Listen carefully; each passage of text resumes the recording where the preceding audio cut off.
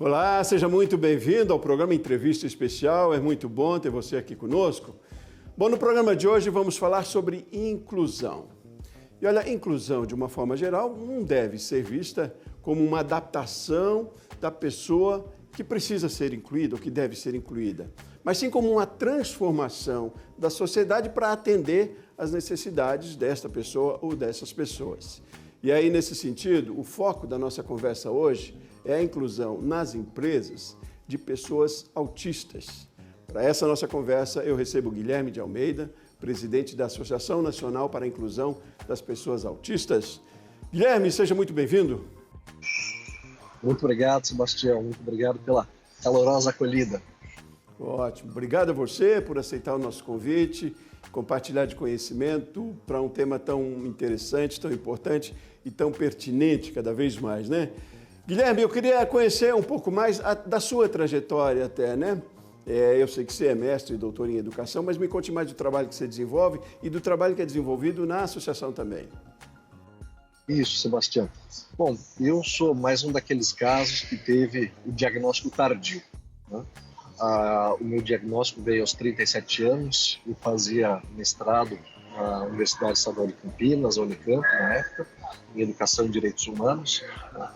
E participando de um evento acadêmico, né? Eu tive a oportunidade de conversar com uma professora de educação inclusiva e o caminho da conversa levou a algumas questões de saúde mental. Eu mencionei que fazia acompanhamento psiquiátrico, ela se surpreendeu e perguntou por que eu fazia esse acompanhamento, né? Se fazia tempo, falei que sim, desde criança, no final da adolescência ali. E ela perguntou para mim, mas por que você faz esse acompanhamento, né? Ela foi muito delicada nessa pergunta. E eu falei que era em razão do tratamento de depressão. E quando eu falei isso, ela olhou bem para mim e falou, mas você já fez uma avaliação psicodiagnóstica para autismo? Né? Na hora eu fui pego de surpresa. Eu acho que a maior parte das pessoas ainda tem, né, uma imagem do autismo como sendo uma pessoa brilhante e complicadíssima, né, com algumas questões de relacionamento muito, muito importantes, né? A gente tem aí aquele filme com Dustin Hoffman, né, e o Tom Cruise, se eu não me engano, acho que é o Rayman, né, que materializa muito bem esse imaginário do autista genial, mas que é difícil convívio, né? Ou aquela figura que nos parece com uma deficiência intelectual muito importante também. E eu não me enquadrava em nenhum desses critérios. Eu sempre fui absolutamente médio. Eu nunca fui nem o mais alto, nem o mais baixo, nem o mais magro, nem o mais gordo, nem o mais inteligente, nem o mais atrasado. Tinha uma percepção absolutamente mediana de mim. E me chamou a atenção essa sugestão dela e eu fui levar isso para minha psiquiatra, né? E ela comentou, olha, Guilherme, é possível que você esteja aí, o que a gente usava chamar de síndrome de Asperger, né? Mas que hoje está dentro do espectro autista. E a partir dali eu fui orientado, e essa minha psiquiatra dentro da Unicamp, né, a gente tem a Unicamp como uma referência médica, né, na cultura da saúde, mas ela falou assim, olha, mas eu não estou habilitada a fazer essa investigação com você. E perguntei a ela se haveria alguém, alguma indicação, ela falou que não, também não tinha uma indicação, porque a questão da avaliação diagnóstica em pessoas adultas é muito específica. É muito diferente do que você fazer a investigação de uma criança ou de um adolescente. E nesse processo eu fui buscar algumas alternativas, né? E dentro dessas alternativas ali a gente tinha alguns valores impraticáveis de consulta, né, daqueles médicos que tinham essa expertise. Então, uma consulta saía por cerca de R$800 a R$1.200, né? E você precisa mais do que de uma consulta para fazer essa avaliação. Ou tinham aqueles profissionais que faziam pacotes, né, de R$3.500 a R$4.000 E eu, na época, era um bolsista de mestrado ganhando R$ 1.500 por mês, né? Então isso era verdadeiramente inacessível para mim. Até que fui conseguir acesso a uma profissional que fez um atendimento para mim por valores sociais, né? E eu pude ter acesso ao diagnóstico. Passei por esse processo todo, criterioso, né? E tive o diagnóstico. E ao mesmo tempo que fez todo sentido para mim, né? Tem aquele momento que você se sente uma fraude também, né? Porque você pensa, nossa, mas como que eu passei 37 anos da minha vida frequentemente em profissionais da saúde, né? Fazendo acompanhamento frequente e ninguém se apercebeu disso. Então eu fui buscar um outro profissional para ter uma segunda opinião. Não mencionei que eu já tinha esse primeiro diagnóstico, fui fazer uma nova investigação e essa investigação se confirmou, né, com o meu diagnóstico. Então ali eu entendi algumas coisas, né? Uma delas foi a questão de que a questão econômica é uma barreira também muito importante para você acessar, né, o diagnóstico de uma condição que você tem ao longo de toda a sua vida, né? O autismo não é uma coisa que surge em algum ponto da sua vida. O autismo é uma condição que você nasce com ela e ela pode ter algumas mudanças, né, no nível de suporte que você precisa. Você pode ter um agravamento disso, ou você pode ter uma diminuição nas demandas de apoio que você necessita, né? Então ali eu comecei a fazer um movimento dentro da universidade, né, em razão dessa minha vivência, né, de ter achado tão difícil encontrar um profissional e a custos acessíveis, né? E a gente propôs com algumas clínicas e reuniu algumas clínicas de prestígio, né, para que pudessem oferecer também algumas consultas por valores sociais, né, valores mais acessíveis. Então a gente conseguiu ofertar as consultas por valores de R$ 50 a consulta, que para o médico é um valor ínfimo, né? Mas para muitas famílias R$ 50 ainda é um valor importante na nossa realidade, né? Então foi ali que começou esse movimento todo em relação ao diagnóstico, a questão da investigação tardia, né? E eu acho que iniciaria um movimento em todo o Brasil a partir desse momento que a gente iniciou na Unicamp. Certo. E Guilherme, como nasceu a associação e qual é o trabalho que desenvolve hoje? A associação, ela nasceu desse conjunto de coletivos e movimentos que nasceram ali em 2021. Eu acho que foi o ano em que o Brasil descobriu que autistas se tornavam adultos, né? Porque até então se tinha a imagem do autista criança ou do autista adolescente e não se falava, né, sobre autistas adultos. E isso se tornou um grande marco nesse nosso movimento, porque foi a partir daí que as pessoas começaram a se dar contas, né, especialmente os movimentos de pais, mães, né, de que os seus filhos eles ficariam desassistidos depois dos 18 anos, né, porque a gente não tem políticas públicas, políticas educacionais no âmbito das universidades, no âmbito da saúde, por exemplo, né, para atender essa população. Então, esse movimento, se a gente for falar nacionalmente, é muito recente. Globalmente, a gente tem lá o projeto neurodiversitário de Stanford, que ele vem de 2020, se eu não me engano, né? E antes disso, eram muito pontuais as ações voltadas para que a gente tivesse uma inclusão de pessoas autistas adultas, né? O movimento voltado para a inclusão de crianças e adolescentes na educação básica sempre aconteceu, né? Mas a questão do adulto é muito mais recente. E a associação tem esse olhar para a questão não só de inclusão na universidade, né, mas também no mercado de trabalho. Porque se a gente pensar um fator que é fundamental para a vida adulta e autonomia na vida adulta é ter um emprego, né? Então a gente tem aí um grande número de pessoas autistas, né, na universidade hoje, que muitas pessoas não conseguem dar terminalidade ao seu curso, ou seja, finalizar a sua graduação, em razão da falta de preparo das universidades. Isso tem sido frequente. E a associação, ela reuniu um grupo de 50 universidades, cerca de 50 universidades, sendo a maior parte universidades públicas brasileiras, federais, estaduais, né, para que a gente pudesse trabalhar de forma conjunta e desenvolver estratégias para que essa população autista tivesse terminalidade e conseguisse entrar no mercado de trabalho. Né? Então, o trabalho da associação é enormemente voltado para a população adulta autista.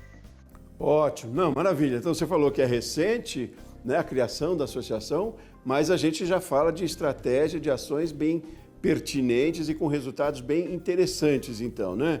Guilherme, vamos fazer um intervalo rapidinho, aí no próximo bloco vamos pontuar mais um pouco as ações que estão sendo desenvolvidas, não só nas universidades, mas também no setor privado, também de políticas públicas e da importância disso, de que as empresas se atentem, né, para a necessidade de inclusão e para o benefício da inclusão também para os negócios, né? Mas convido você a gente fazer um intervalo, uma parada rapidinha e continuar na conversa na sequência, então, tá bom? Muito bem. Você de casa também, continue com a gente aqui no programa Entrevista Especial. Estamos falando hoje sobre inclusão com foco nas pessoas autistas. Nós voltamos já já.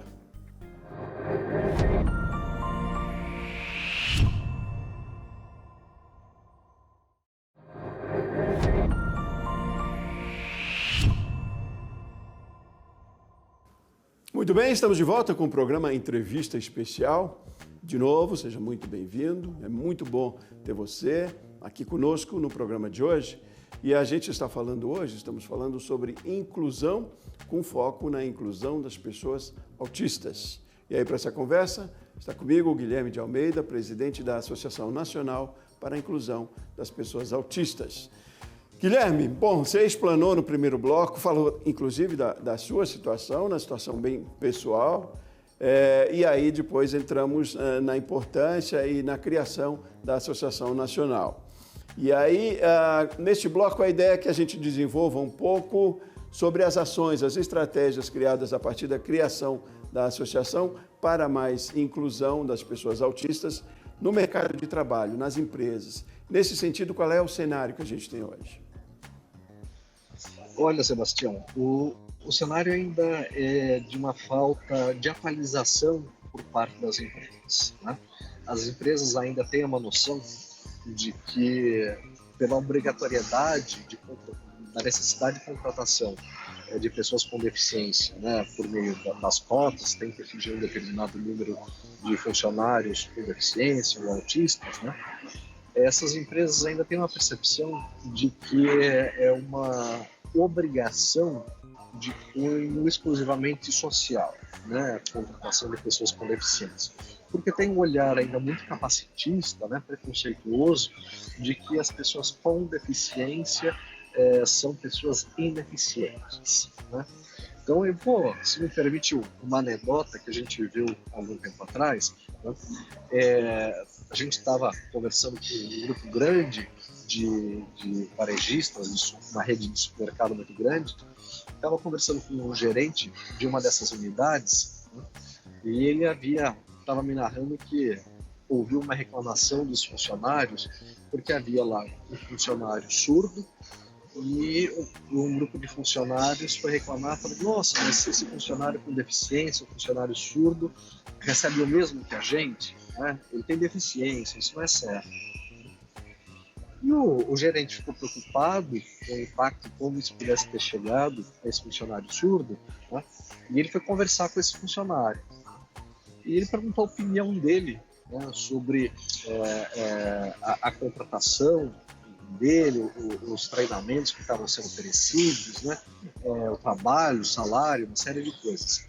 E daí esse funcionário surdo falou assim, né, se comunicou da seguinte forma: olha, eu não acho certo eles receberem mais do que eu, porque eu venho aqui, eu faço o meu trabalho, eles ficam lá conversando o tempo inteiro entre eles, eu termino o meu trabalho antes e depois tenho que ajudar eles, e eles ganham o mesmo que eu, sendo que eu trabalho mais, né? Então, muitas vezes, perdão, a gente parte desses estereótipos, né, desses estigmas, de achar que a pessoa, por ter alguma condição que vão representar uma barreira na sociedade ou no mundo do trabalho, né, são inferiores ou menos produtivas do que um outro tipo de pessoa. Quando isso hoje se manifesta como uma inverdade, né? É um mito isso. Né? Se você pensar nas empresas mais criativas, né, e que tem esse foco de desenvolver inovação, na verdade, o foco está em contratar pessoas que pensam diferente. Então, a gente tem um programa que é um programa irmão ao da Associação Nacional, que é o Projeto de Universidade de Stanford. Basicamente, a gente tem uma ação muito semelhante aqui, mas a partir da realidade brasileira, ao que eles praticam lá. Nos Estados Unidos, basicamente, todos os autistas que são formados na Universidade de Stanford, a Google contrata, né?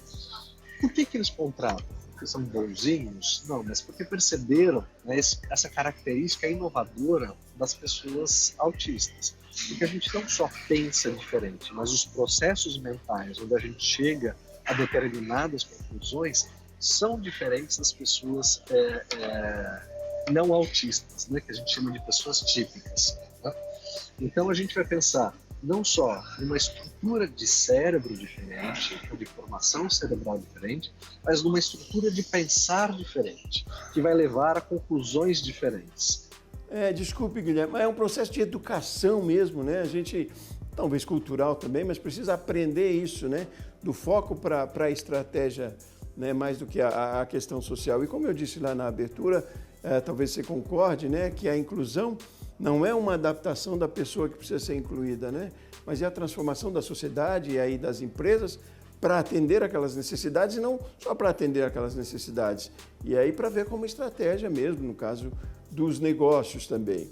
Mas então, nesse ponto aí, para além da educação talvez, para além da questão legal, a educação sim no caminho sempre, mas que estratégias hoje pontuais? Eu sei que tem um programa, né, desenvolvido pela associação, de incentivo até, de fazer as empresas entenderem de que é benéfico, é necessário, enfim, que me fale um pouco desse programa para que empresários que estejam em casa nos ouvindo se atentem também e certamente se interessem pelo programa e como podem ter acesso. Como é que funciona, qual é o nome do programa e como ele funciona?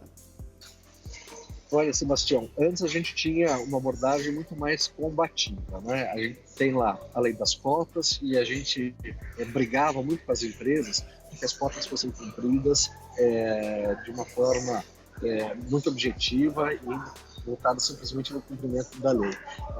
Hoje a gente tem uma abordagem diferenciada com as empresas, né? A gente tem elas como parceiras.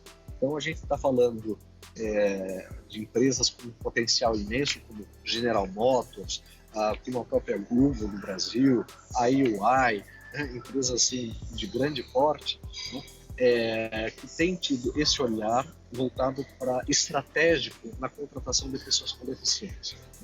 Então, um dos grandes trabalhos que a associação faz é de orientação para transformar a cultura da empresa para que ela compreenda, né, o seu papel e como essas adaptações podem ser feitas.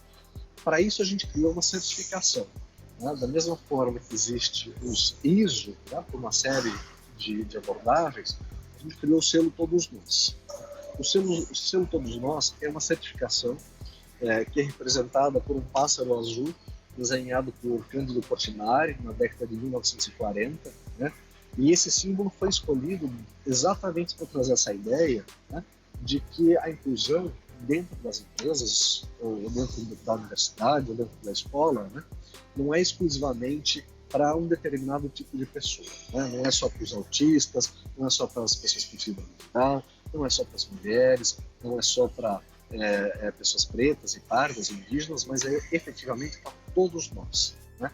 Então a gente representa isso com um pássaro azul com a ideia de rompimento de barreiras. Né? Então a gente tem algumas empresas e instituições de ensino que são certificadas já em razão do trabalho que demonstram e exercem, né? Por exemplo, a Faculdade de Direito do Largo São Francisco, da USP, foi a primeira instituição pública a receber a nossa certificação, né? A gente tem a Universidade Metropolitana de Santos, o Museu Oscar Niemeyer, em Curitiba, a gente tem os estúdios Maurício de Souza, que eles são realmente um exemplo quando a gente vai falar de inclusão, né? Então a gente tem uma série de empresas e uma série de outras empresas que estão nesse processo, grandes empresas, e que a gente entende que são muito emblemáticas, né? Porque elas têm aí um potencial muito grande de serem uma referência, né? No sentido de receber essas pessoas. Então, dentro desse projeto, a gente faz uma ação sob medida de mapeamento dessa empresa para entender quais são as necessidades delas, e a gente faz uma busca ativa dentro das universidades para encontrar os talentos que são necessários para essa empresa, né? Então, muitas vezes a gente tem ali uma padronização de que a empresa vai oferecer, como eu mencionei para você um exemplo, um X número de vagas de auxiliar de escritório, né, para pessoas com deficiência, ou empacotador, ou alguma coisa assim. No nosso caso, não. A gente vai buscar pessoas com uma qualificação de excelência, né, que podem fazer um trabalho belíssimo dentro das estruturas dessas empresas, com colocações adequadas à sua formação, né? Então, a gente faz a mediação entre a universidade e as empresas, para que as empresas possam não apenas cumprir a legislação de cotas, né, mas para que essa legislação seja utilizada no desenvolvimento, não só daquele sujeito, mas na comunidade como um todo, né? A gente tem pensado muito nisso. E pequenas e médias empresas também podem participar do processo, também podem receber o selo? Podem, com certeza, né? A gente tem experimentos muito interessantes e é muito mais fácil, inclusive, uma empresa de pequeno, médio porte ser inclusiva do que uma empresa de grande porte, né? Acaba que as empresas de grande porte, elas têm uma estrutura muito mais rígida, né? Muitas vezes muito mais burocrática. Então, para você conseguir uma ação de adaptação, acaba sendo muito mais moroso e tem trâmites que acabam atrasando, né, ou dificultando uma inclusão que, na verdade, poderia ser muito mais tranquila. Mas isso faz parte da própria constituição das empresas maiores, né? As empresas pequenas, elas têm uma facilidade nisso porque, basicamente, a grande barreira que se tem em luz é a barreira atitudinal, né? É a barreira de comportamento. É a barreira de, não, eu não entendo muito e também não quero entender, né? Isso é um problema que a gente enfrenta, mas a gente enfrenta isso em todos os setores da sociedade quando a gente vai pensar no preconceito, né? No preconceito racial, no preconceito LGBTQIA+, né? A gente percebe que muitas vezes o problema não está na pessoa que tem, muitas vezes não, nunca está na pessoa que tem uma determinada condição como essa, né? Mas na mentalidade que se tem sobre aquilo, né? Então, é essa mentalidade que a gente trabalha, transformação cultural. Então, não é um projeto de curto prazo, né? Mas é um projeto de transformação da sociedade, de fazer uma sociedade mais humana, mais acolhedora, né? Que respeite mais as diferenças. Ótimo. Não, o bom é pensar de que já há um entendimento de que precisa se fazer esse processo, né, de entendimento, né? Não tem volta, né? Para a inclusão de forma geral, em todos os setores, todas as camadas da sociedade, é preciso entender de que é preciso incluir e que é benéfico, se é que tenhamos que ser pragmáticos aí enquanto empresas, enquanto resultados, mas é para além dos resultados, né? A gente precisa de uma sociedade mais plural, mais inclusiva cada vez mais. Enfim, é muito bom que tenhamos ações, pessoas à frente como você, a descoberta, como você disse, um pouco tardia, mas que ótimo que aconteceu, né? E que você esteja à frente desse trabalho aí. Guilherme, a casa está sempre aberta aqui para a gente discutir muito mais. Esse é um assunto que a gente levaria muito mais tempo aqui, levando informação, compartilhando conhecimento. Por hoje a gente precisa terminar o programa por aqui, mas quero que você se sinta muito à vontade para trazer mais essa discussão para um outro momento, Quando você vier a Brasília também, venha para cá para a gente conversar pessoalmente. E vamos abrir cada vez mais espaços, incluir cada vez mais, que é melhor para todo mundo também. Foi um prazer enorme conversar com você, um aprendizado também, como eu sempre digo. Muito obrigado pela sua participação com a gente aqui hoje no Entrevista Especial. Muito obrigado, Sebastião. A Associação Nacional é uma associação sem fins lucrativos. A gente está aberto a parcerias com universidades e com empresas, né?